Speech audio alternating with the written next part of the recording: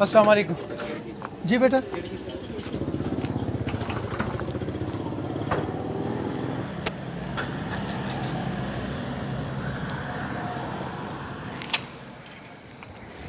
अस्सलाम वालेकुम।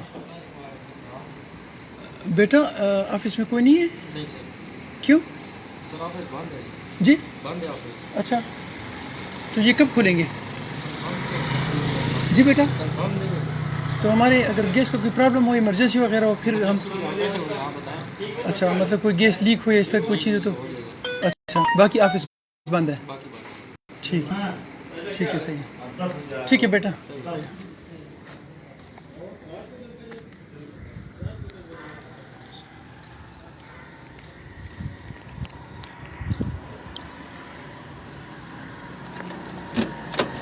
ये स्विगेस अटक का ऑफिस है, स्विगेस अटक, और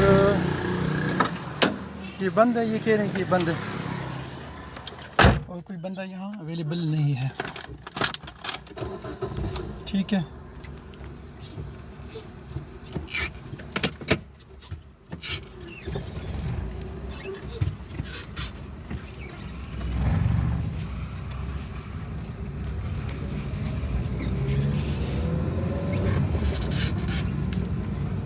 एक बात उन्होंने अच्छी की है, वो ये कि अगर कोई इमरजेंसी हो तो फिर यहाँ पे कुछ बंदे अवेलेबल हैं, लेकिन एज ए होल स्विगेस का ऑफिस है ये बंद है।